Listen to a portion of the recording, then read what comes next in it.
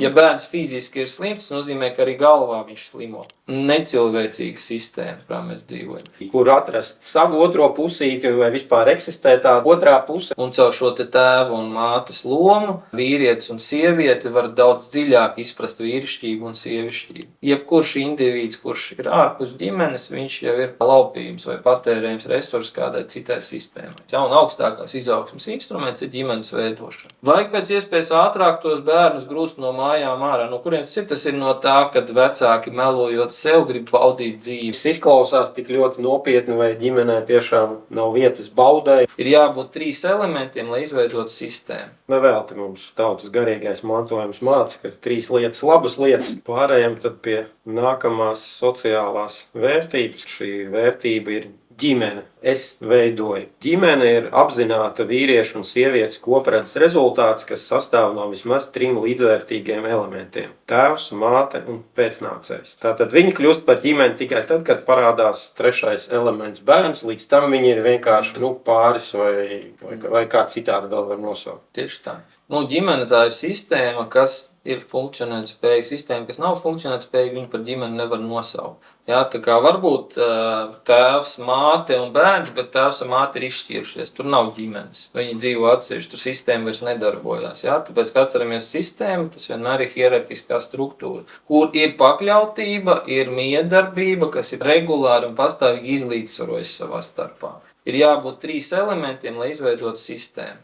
Minimums ir 3 elementi. 2 elementi nekad sistēmu neveido, 2 elementi ir 2 punkti, un starp viņiem viens nogriezis, un nav viņiem citas iespējas kaut kā iedarboties, kā tieši vienam varbūt.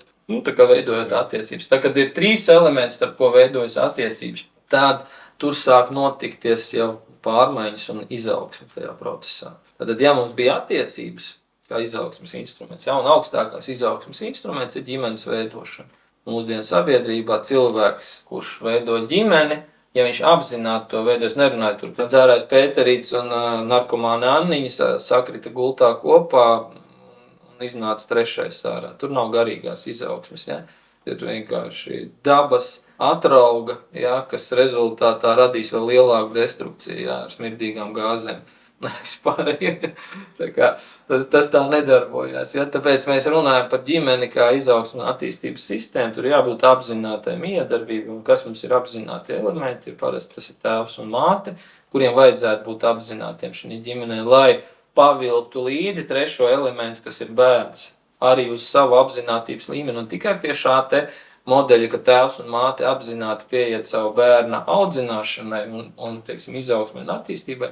Tikai tādā gadījumā mēs varam runāt par attīstību. Tikai tādā gadījumā, tā kā es teicu, tas bērns būs labāks par katru no viņiem atsevišķi.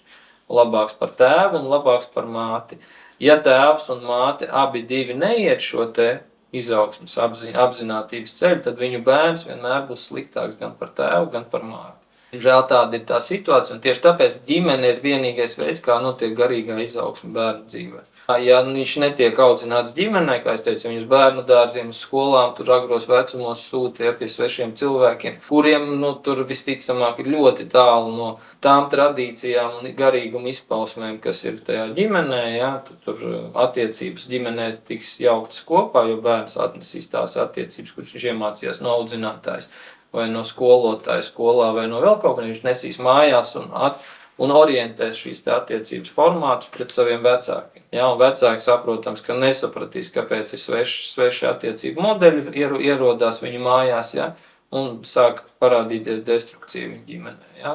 Caur bērnu tiek ienest, kur viņi paši ir bērnu aizsūtījuši, lai bērns ienes destrukciju viņa ģimenē. Ja, tāpēc bērni slimo bērnu dārzās, regulāri atnāk, aizies, kā tu visi saka, bērni palaiž nedēļu uz dārziņu, 2 nedēļas slimo, nedēļu uz dārziņu, 2 nedēļas slimo, ko viņi nes vīrusus mājās visu laiku iekšā. Un tādā veidā bojā attiecības ģimenē, bojā starp vecākiem attiecības un visu pārējo. Ja, tieši tas pats slimošanas efekts, ja, kad bērnam visu laiku jābūt slimam pastāvīgi mājās. Ja bērns fiziski ir slims, tas nozīmē, ka arī galvā viņš slimo. Un ja viņš galvā un emocijās slimo, tad to visu, protams, jāpaņem mātei un tēvam un savā dzīvē jāslimo ar tām lietām. Un tad, ja mēs vēlreiz atgriežamies atpakaļ pie tās tēmas par ģimeni, ja, ka es teicu, ka ģimene ir tā sistēma, kur ir 3 elementi, kas miedarbojas, tad attīstība pašam tēvam un mātei notiek tikai saskarē ar to bērnu, ja mēs runājam par ģimenes attīstību. Jā, tad māte attīstās redzot savu bērnu, un tēvs attīstās redzot savu bērnu un saprotot, ko vēl viņam vajag un kurā virzienā viņu vajag virzīt to dzīvi. Ja mēs par to nedomājam ikdienā, tad vismaz 15 minūtes dienā ieraugot savus ģimenes locekļus, mēs neaizdomājamies, kas notiek mūsu ģimenē. Jā, tad mēs degradējam kā ģimene. Tāpēc ir svarīgs tēvs, ir svarīga māte un ir svarīga sevis apzināšanās tajā ģimenē. Tikai tad mēs varam runāt par veselīgu pēcnācēju audzināšanu. Un to, lai tas bērns un pēcnācējs viņš ir attīstītāks vēl par vecākiem, ja pretējā gadījumā kāds viņš ir degradējušāks. Un viņš radīs vēl sliktāku ģimeni nekā paši vecāki radīt. Nevelti mums tautas garīgais mantojums māca, ka 3 lietas, labas lietas, kas ir. Tātad ģimene ir vienīgā dabīgā struktūra, kas nodrošina aizsardzību katram ģimenes loceklim. Tā kā, ja mums nav ģimene, tad mēs nevaram ne no kā būt pasargāti. Mēs esam jau pēc fakta esam resursi. Cilvēki, kas ir ģimenē, viņi nav resursi, viņi ir sistēma, kas nodarbojas ar pašu izaugsmu un attīstību. Jebkurš indivīds, kurš ir ārpus ģimenes, viņš jau ir, tā laupījums vai patērējums resursi kādai citai sistēmai. Tas ir loģiski, vienkārši resursi būtu viens pats brīvs staigā apkārt pa ielām, nekur nepieskatīs. Paņemam sev tur, nezinu, uz kaut kādu sektu, uz reliģiju, uz organizāciju, uz valsti, vai uz kādām citām biedrībām vai egregoriālām sistēmām. Ja? Tur piesaista tos, kas nav iekš ģimenes, tos, kuri melo sev, un tāpēc mums visas valstiskās sistēmas iekārtas ir balstītas melos lielākoties. Viss, ko mēs šobrīd redzam sabiedrībā, masu mēdījos un visur citur, ir balstīts melos iekšā. Ja? Tas ir necilvēcīga sistēma, kurā mēs dzīvojam. Un vienīgais, kas var atgriezt mūs pie cilvēcīgas sistēmas, ir ģimenes sistēma. Vēl viena lietiņa, ko es vēl varu papildus pateikt, ir tas, ka es minēju, ka ģimene ir vienīgā sistēma, kas mūs aizsargā. Aizsargā ne tikai no tā, lai mūs kaut kur kāds tur neievēl kādā citā organizācijā vai vēl kaut kur, bet tā ir sistēma, kas mūs sargā finansiāli, tāpēc, ka, padomā kaut vai loģiski, ka tev ir ģimene, jums esat, vismaz 3 cilvēki ģimenē, ja? Tad cik jums vajag veļas mašīnas uz vienu ģimeni? Vienu, cik vajag leduskapis? Vienu, cik jums vajag, automašīnas, var iztikt ar vienu citreiz, varbūt kādam 2 vai 3. Cik jums dzīves vietas vajag? Pietiek ar vienu, ja jūs esat ģimenē, ja? Un tanī brīdī, kad jūsu ģimene pašķirās vai, piemēram, bērns aiziet prom no ģimenes, jo tagad kāda nodir, vajag pēc iespējas ātrāk tos bērnus grūst no mājām ārā. No kurienes ir? Tas ir no tā, kad vecāki melojot sev grib baudīt dzīvi, nevis viņi rūpēties par bērniem, par bērnu izaugsmiem. Tad izgrūžam maksimāli ātri bērnus projām, lai es varu čilot un baudīt dzīvi. Jā, vai aizsūtīšu bērnus uz skolu, uz augstskolu, uz vēl kaut kurien, jā, lai viņš tur dzīvo, un es tad varēšu baudīt pats savu dzīvi, vismaz vairāk baudīt nekā līdz šim baudīju. Jā. Tā, lai man neaizņem rūpes par viņu un tā tālāk laiku. Mēs arī veidojam, ja ģimenes struktūra nav, mēs veidojam parazītismu un patērēšanu šī pasaulē. Plus nākamā lieta, mēs iedzenam sevi stresa stāvokļos lielākos, jo tev jau ir, ja pirms tam jūs trietā strādājat, lai nopelnītu vienu un to pašu apjomu, tad tagad katram no tās ģimenes ir jāpelna tik daudz, cik visa ģimene varēja nosacīt kopā pelnīt. Lai nodrošinātu savu izdzīvošanu, rēķinus samaksāt, tur braucienus, ceļojumus, vēl kaut ko. Tas ir ekonomiski pats neizdevīgākais modelis, ja netiek veidotas ģimenes, jā, pat kaut vai no tā viedokļa skatoties. Un tad attiecīgi, ja mēs šo te mehānismu saprotam, tad jautājums, kam bija izdevīgi šīs ģimenes izjaukt, un tiem, kas grib vairāk notirgot, vai tiem, kas grib vairāk resursus iegūt.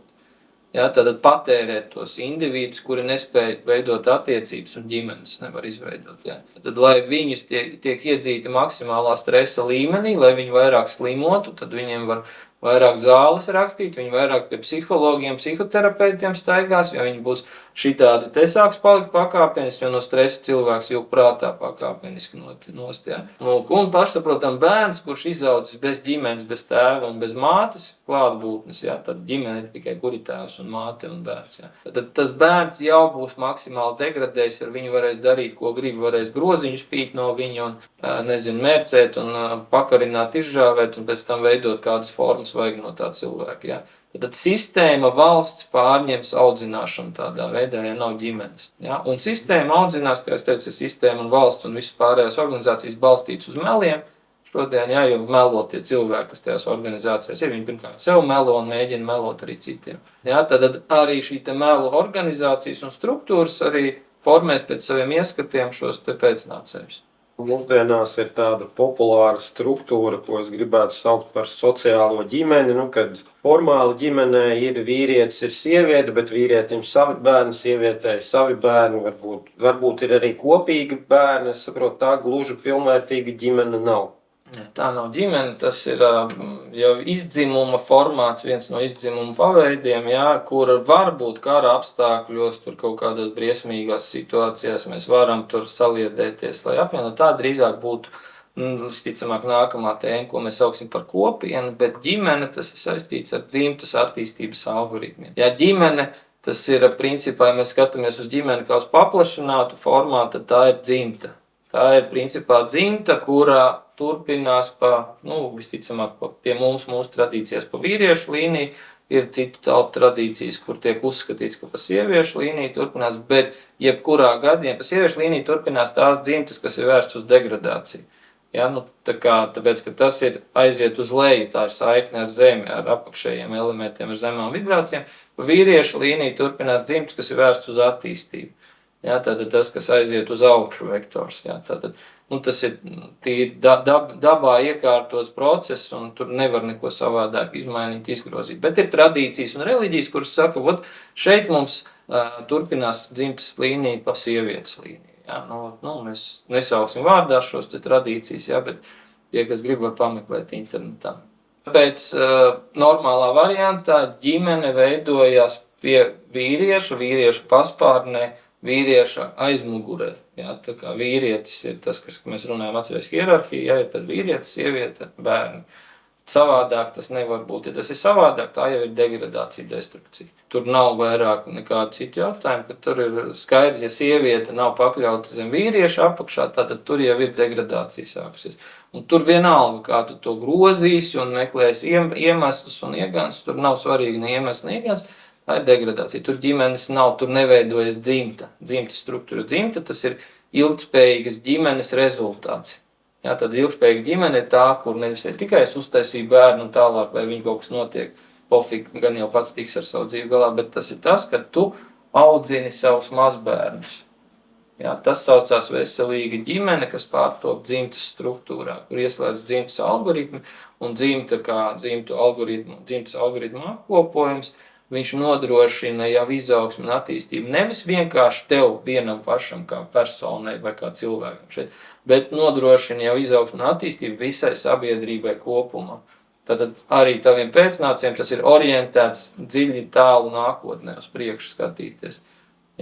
Tas ir tas etaps. Mēs jau kā zinām, ka dzimtas mācībā stāstu, tad dzimtas šitie algoritmi, bet dzimtas sistēma ir jau sen iznīcināta un tagad ir palikuši pēdējās kaut kādas elementi nesabradātie un neiznīcinātie, ko mēs saucam par ģimeni, lai gan tur no ģimenes visbiežāk nekā nav, tur ir vairāk meli un ilūzijas tajā visā formātā, ko mēs saucam par ģimeni. Tieši tāpēc es aicinu arī uz tiem attiecību kursiem, kur es skaidroju, kā to visu atgriezt, kādā veidā mēs varam sakārtot šo te ģimenes struktūru, vīriešu un sieviešu attiecību, miedarbību un visu pārējo, jo tas šodien priekš cilvēkiem tā ir vienkārši tumša bilde, viņi nesaprot, kas ir vīrietis, kas ir sieviete un kā viņiem jāmiedarbas. Pat tie, kas domā, ka viņi zina, kas ir izlasījuši 5 vai 10 gudras grāmatas, viņi tāpat neko nesaprot no tā.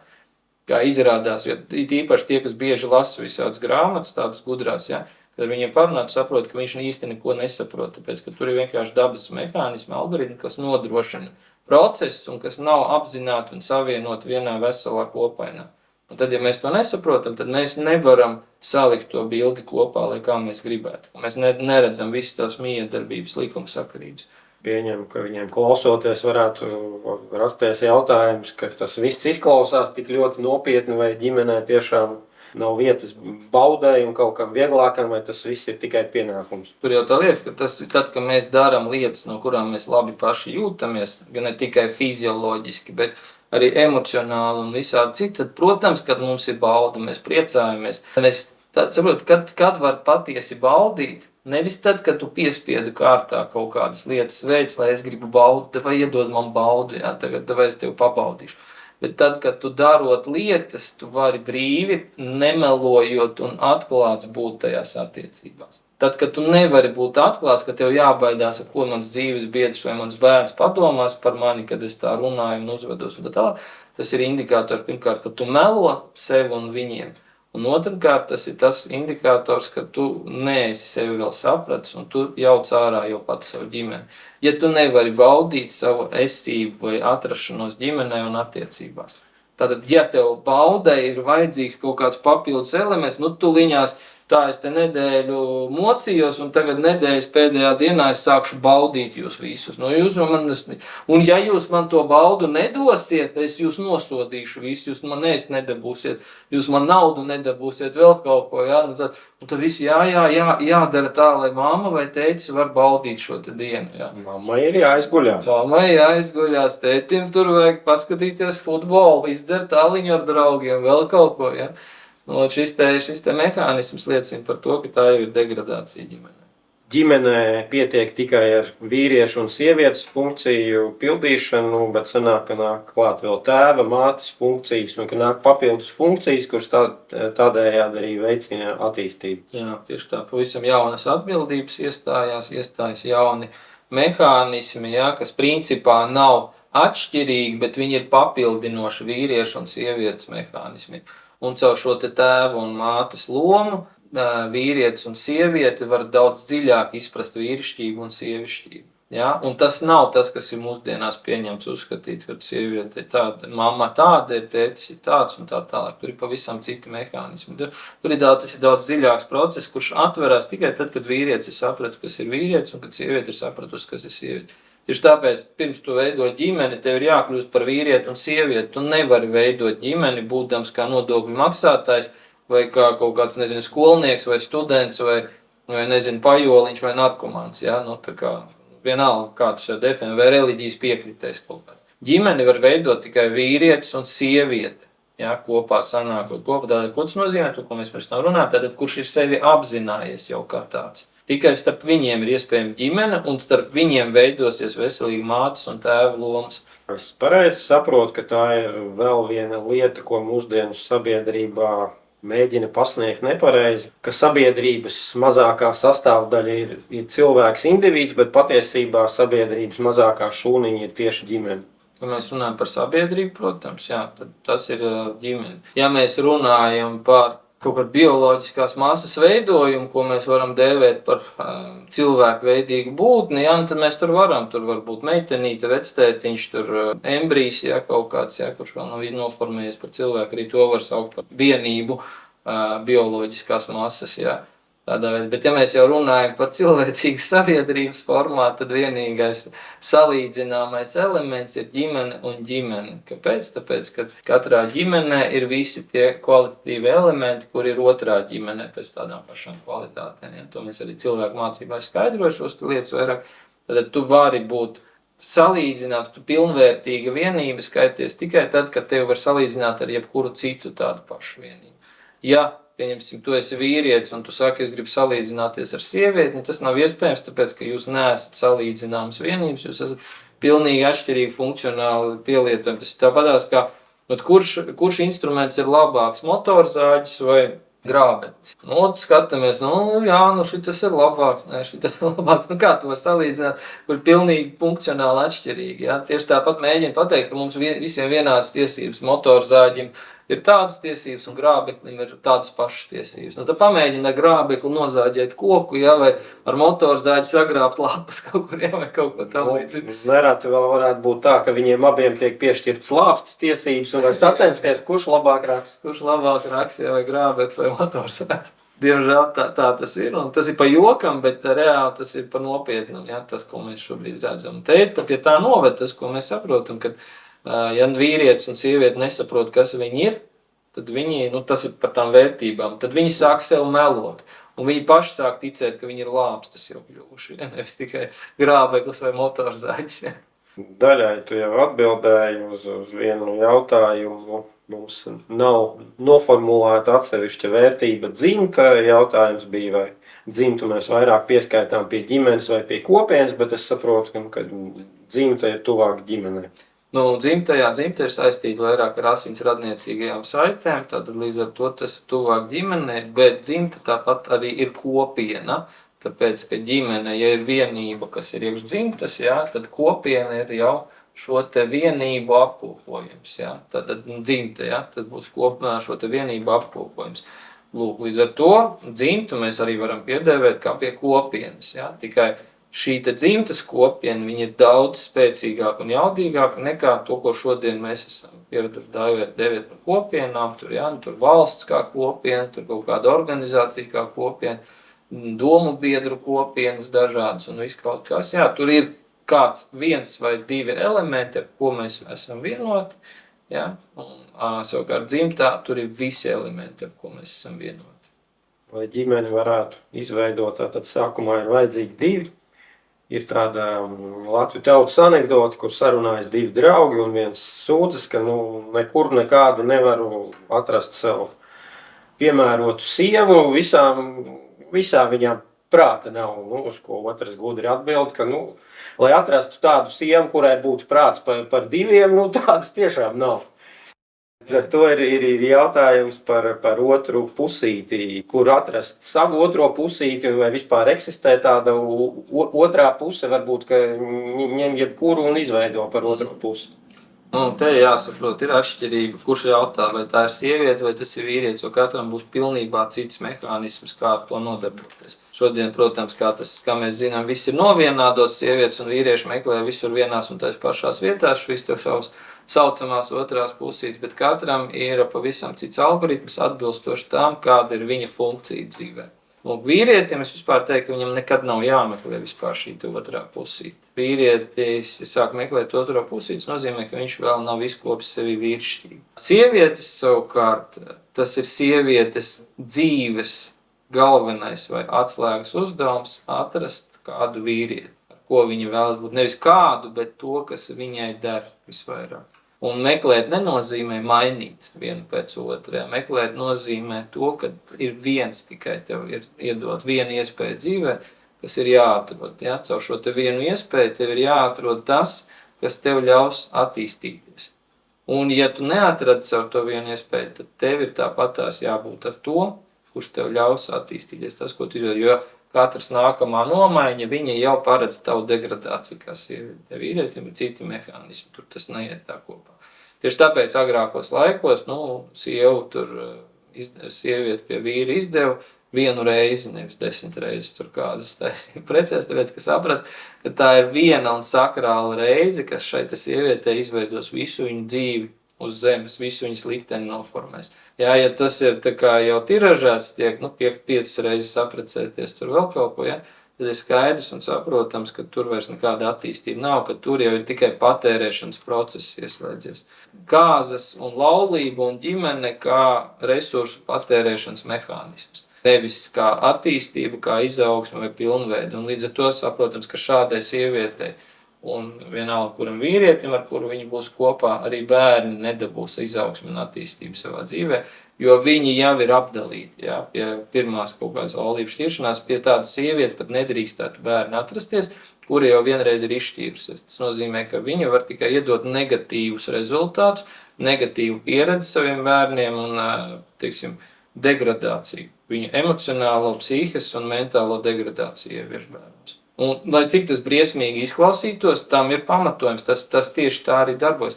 Vīrietim ir savādāks mehānisms. Vīrieša psihes un emocionāla un mentāla izaugsme un attīstība vīrišķīgi vīrieši. Es domāju, tas, kurš apzinājās sev, ka vispār nekādā veidā neietekmē tas, cik viņam ir sieviešu bijis dzīvē. Būtu daudz bērnu no daudzām sievietēm, un ja viņš pa viņiem visiem uzņemās atbildību, viss ir kārtībā ar to. Protams, jautājums, kas ir atbildība, par to mēs citā reizē visticamāk runāsim, ja?